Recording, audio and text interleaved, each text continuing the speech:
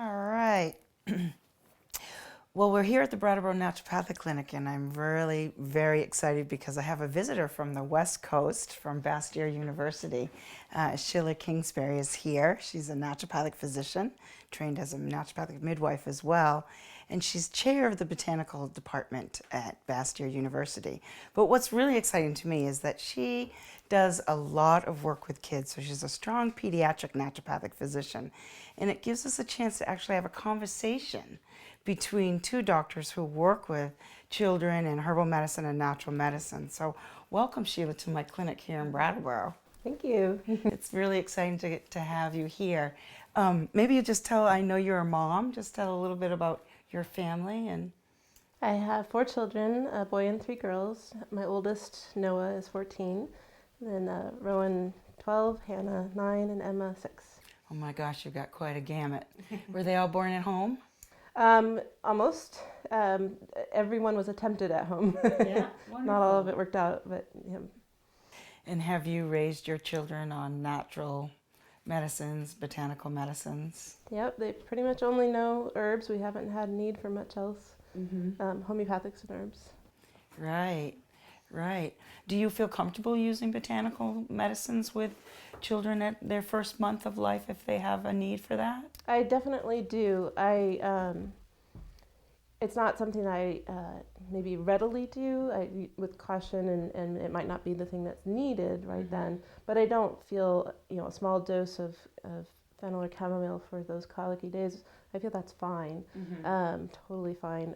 You can also go through through nursing and things like that. So there's lots of avenues, but when those avenues aren't working, then I would totally use it. Yeah. Yeah, I feel the same way. I feel like, mom's a great avenue, but if needed, and I'm trying to weigh up, is it a prescription drug or a pharmaceutical drug or an over-the-counter drug versus a herbal medicine, why aren't I moving towards that? Right. And I think as a birther and birthing babies and seeing how they go through the process and the resilience and and how much vitality there is in babies, it gave me more and more comfort to say, well, I could use a herb here because they're really not as fragile as we might think that they are. I also feel like children are just so open to the healing properties of herbs that they're tuned into nature in other ways. They're tuned into nature kind of in an energetic way and emotionally tuned in and to open to some of the healing attributes of plants that come through vibrational attributes or scent or taste that aren't necessarily recognized from a physiological chemical process. And I remember as a new mom, my little girl Amelia was 18 months and she had a strawberry mark on the back of her leg, a birthmark, and I went out to pick Bellis perennis and make an oil for her leg, and she came toddling out in the yard and pointed to all the Bellis perennis and realized that she could pick them and put them into the jar and make a medicine for herself. And at that moment I realized, wow, a child is very open to this, and why should I be preparing the medicines when I could actually engage them in knowing the plant and helping make the medicine, which kind of gave me a new way of how to approach kids, that they can know the plant in their yard, and if they can make that connection between that dandelion or that flower that's out in the yard and health and medicine, or being able to eat that, it opens up a world for them. Yeah, my kids have taught me many, many lessons out in the yard. So one of the things I wanted to ask you about while you're here, because I know you see a lot of children, and it's an area that I never find any consistent treatment for, and that's skin issues with kids, and I just wondered, not only what herbs you like, but, some of the things that you've found that aren't so straightforward, or some of the ways around how to approach that when they're not so straightforward. Well, there's so many different skin things. I mean, the thing, and I'm sure this is true for you too, the thing I see the most of is always eczema, and then a lot of other little things as well. And what's interesting about things like eczema is I can say there's a couple common herbs, but really every single one seems to be slightly different, both in how I'm approaching internally, either through foods through mom who's nursing or through what the child's eating and the nutrients they might be lacking. But herbally, it's all over the place too. My most common place to start is, I'm educating parents about this is an internal process. We need to work on that. And in the meantime, I can soothe this in some way. Of course, I'm also using herbs that work internally as well, but it's hard to explain that to the parents. But plantain and calendula and clover and things like that I'll use as washes on the skin. I'm surprised sometimes, parents who are willing to do it all the time, and for those who aren't, we never used the bath you gave us or things like that. And so when they don't want to do that, it's harder to find some alternatives that work as well. So I'm crossing my fingers on the internal approach that we've been working on, which I'll then move to teas. It's usually the same herbs though. It's I like my mild alternatives, the clover and plantain and calendula. Sometimes oats I'll do. Yeah. Oh, that's a nice one, oats. And do you use oats topically on the skin as well, like in a wash bag or? Depends on if it's if it needs some moisture, I'll use the oats. If the calendula is my main thing, I probably have that in almost every one of them. Yeah. But, that's what everything is hinged on. It just depends on what I'm looking for. If it's already really moist and weepy, I might do something like plantain instead. To try to dry it up. And do you find that, eczema is that's like present in the atopic syndrome where that the mom or the family history, do you find that that's different in the way you approach it than if they had an atopic reaction to their diaper or that kind of thing? Yeah, I mean, more of a contact reaction to like diaper, I'm probably only doing topical. And if you're talking diaper rash, that's usually in the early few months where I really only want them to be nursing, and I can do a topical if nothing else is wrong. That's all we need. The problem with diaper rashes that I find is that they're most of the time caused by things that they're putting on already. Excellent point. Doing that and leave it alone, and then we can use some calendula or something if it's needing some help. Now, do you use herbal powders with diaper rash, or do you use creams? What kind of preparation do you like? The creams haven't worked as well for me. The calendula ointments have worked nicely, or just washes. Like a strong tea, yeah. I take that back. I have used some powders for, if it's particularly muggy and warm, and little calendula powdered with some clay would be nice.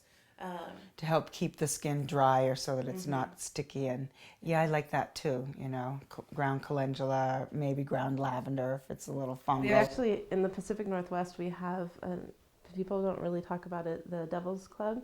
Yes, tell us. Well known for, because it's ginseng family relative, and people think of it that way as this new adaptogen, but traditionally they took the bark and used it on wounds. And it's kind of funny because it's covered in prickles and thorns under the leaf, on top of the leaf.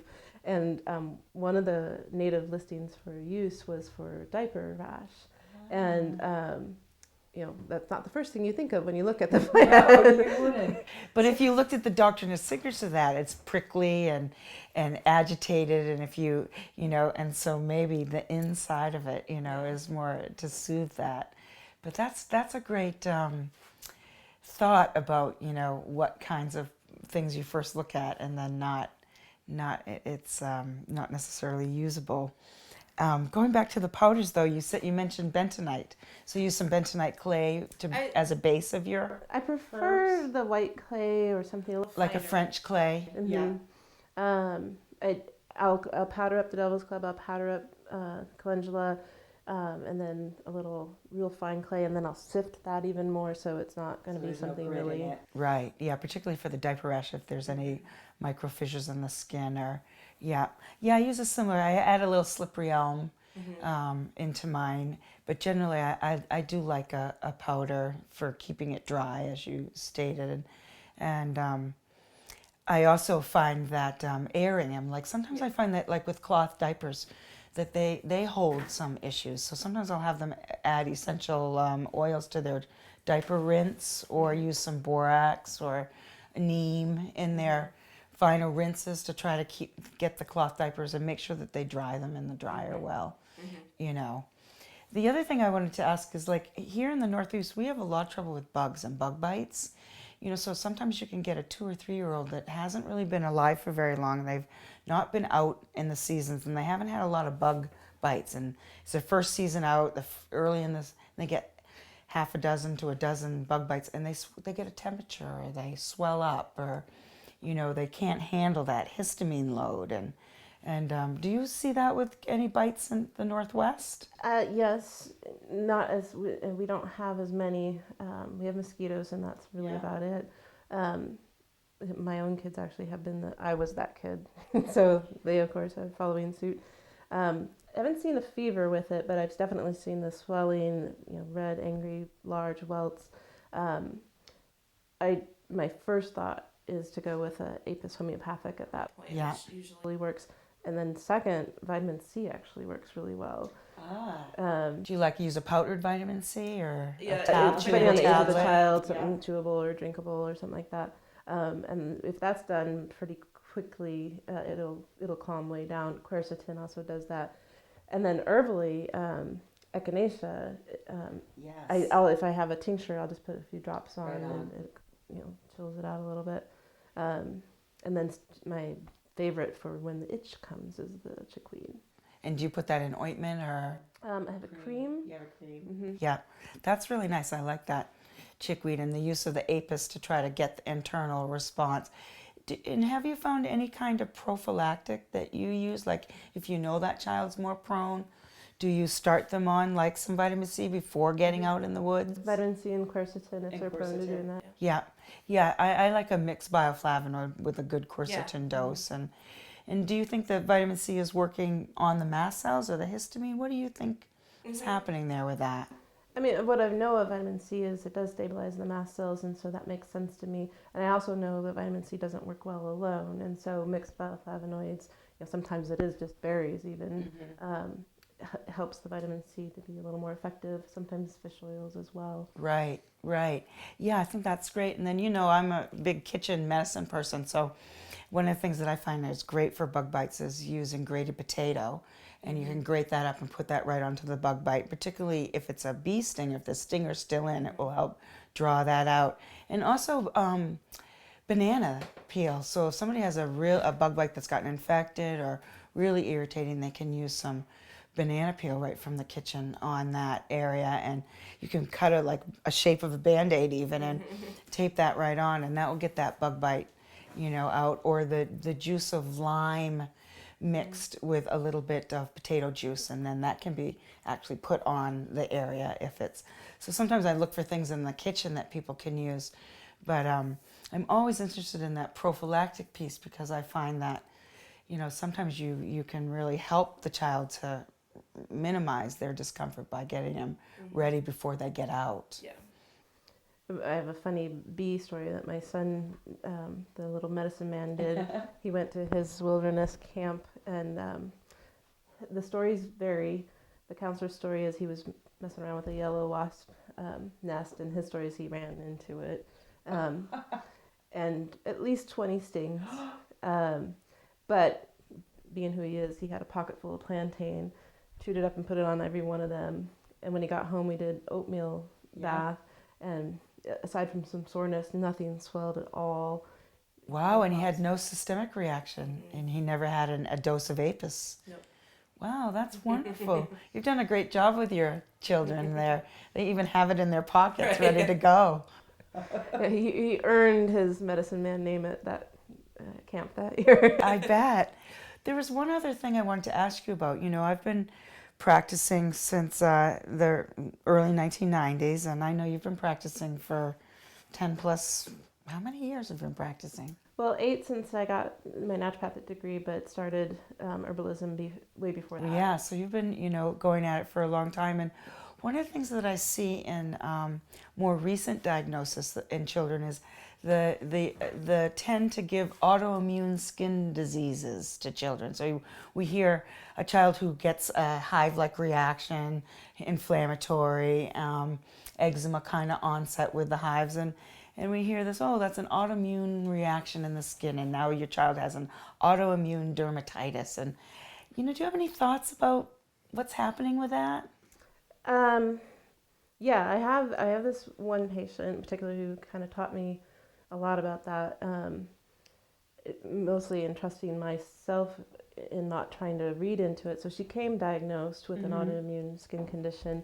She got ill every month, periodic fever and things, had the skin reaction, also had some urinary stuff, and it was like clockwork every month. In a cycle pattern, yeah.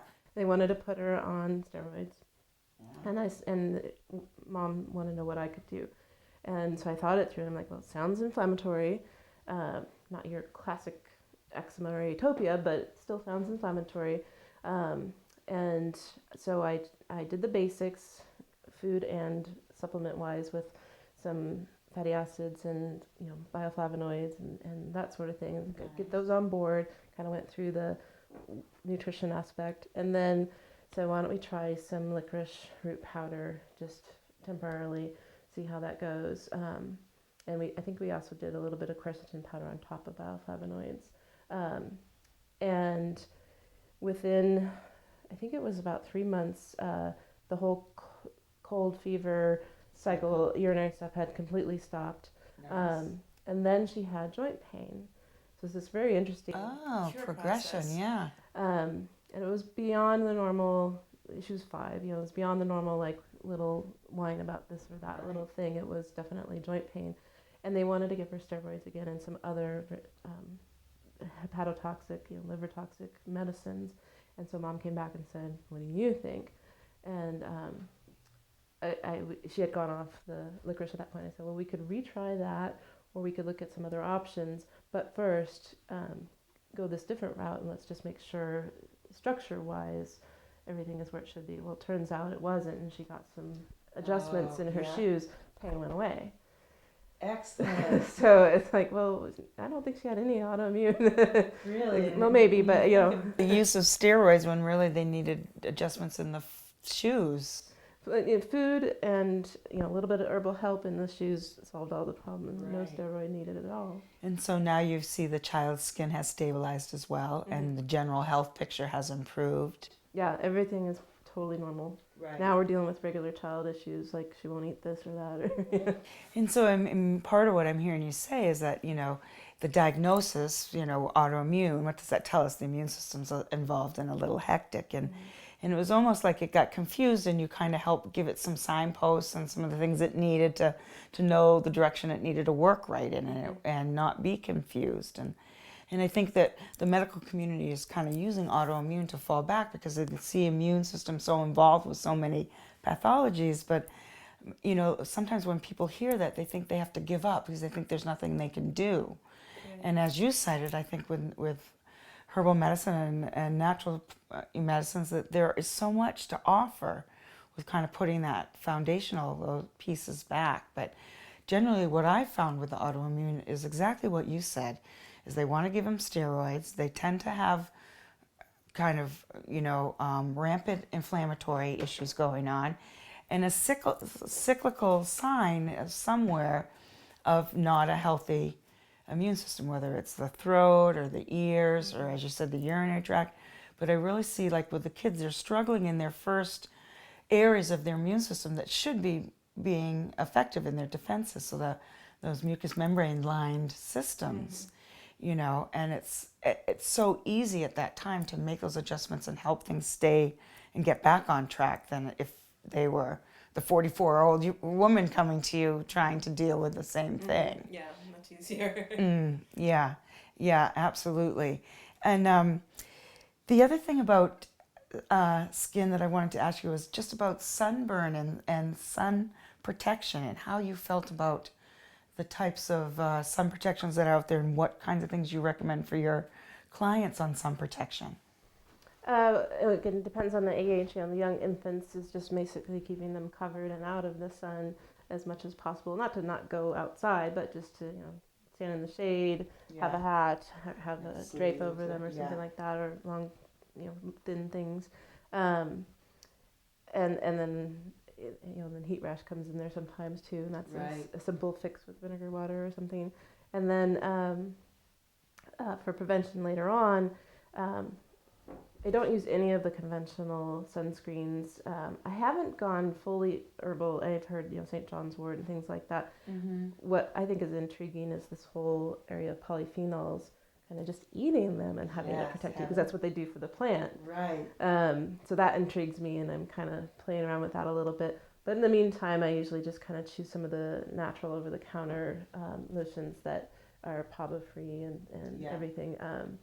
They work really well for me. I try not to lather too much on the kids, because I've noticed that this is all a learning process, but I've noticed they don't need that much. Of course, I'm in Seattle, so I'll put that out there. Maybe I don't see as much in other parts of the country, but I don't use it right off the bat. I'll let them get their natural. You'll let them get some protective pigments and. Yeah. And then if they're out all day long, I'll put on a little bit of the lotion. Yeah, and I think it's a really good point that you brought up about helping the internal body have the defenses that the skin would normally have for defending about the skin, letting the pigments set place, and making sure the polyphenols that you're talking about from all the colored fruits and vegetables and having that high in their diet. I like sea buckthorn as well. I use the sea buckthorn oil both post and pre for sun with vitamin E. And you mentioned the vinegar water for prickly heat. I've also found that after being in the sun, the pH of the skin is often. If you take a vinegar water rinse and just rinse your children right after, even if they're not complaining of sunburn, it changes the pH and will stop any burning in the skin immediately. So I find that to be helpful. And then I am leaning, if I do need to recommend a sunblock or a cream, I lean towards the mineral blocks, the ones that are acting as reflectors. They're less likely to expire. They tend to be more, water resistant. So I found that those as a safer, the zinc oxide, the titanium oxide, like in Hauschka's or some of the Alba Botanica has one now. So I'm feeling like that's a little bit more safer forms. Because I think some of the other forms, they expire really fast and people don't realize it, and they think they're putting protection on. And then, I do believe that having some sun is part of the health of the skin, and also the health of the endocrine system and the nervous system and the brain, from lighting our eyes and the pituitary gland from experience. And that's not just shaded light, it's getting out in good sun. And as you said, they don't have to be completely exposed, but having that bright sun is part of what helps the other physiological processes, Yeah. And if I was to ask you to choose one herb for skin, I know you'd say calendula, but if I don't let you choose calendula? Plantain. Would be the next one. Nice. It's hard pressed between plantain and oats and red clover. They're kind of in that category, but plantain I choose more often. Yeah, I would have to agree with you. That calendula and the plantain. I use a lot of chamomilla, so I'd put that in as one of the ones I've tried. I've heard all kinds of great things about chamomile on the skin, and it hasn't really panned out for me. I guess I have a relationship with plantain. Yeah. Well, that's what I say. It's like that's the wonderful thing about the plant. If you're drawn to a plant and that's your tool, and somebody else has a tool, it's like the same thing. If you're knitting with a 10 needle, you don't want another size needle, because the 10 is what works well for you. So, and that's what's so nice about plants, is they give us that opportunity to, use the variety of plants. And there's no real right and wrong. It's about listening in the art, and, your vehicles are what you develop, and mine are what mine are. And when we come together and we have discussion, we pretty much agree that we're looking at the same kinds of things to happen, but it's, you're on the West Coast and I'm on the East Coast, and what's in your backyard, what's in my backyard, which really offers a lot to people. I think it offers a lot to parents, so that they don't have to have that herb that they've read about if they understand that, gee, my local herbalist is using this herb and I can go that way too. Yeah, I try and explain that to parents a lot because they come in looking for something they heard about on the internet, and I'm like, well, that doesn't grow here, and it's not as plentiful. You get this for a third the price, and it's outside your back doorstep. Right. You can just put it into the bath, or something easy and simple and affordable, and which is what we need. Yeah. More of that local and helping people be sustainable and being able. Herbs offer such a great opportunity for parents to substitute for a lot of the over-the-counter things that go into the pharmacy and just buy over-the-counter. Yeah. Yeah. Thank you so much for coming and sharing your wisdom and information and being willing to participate in my work on educating people in the use of herbs with kids.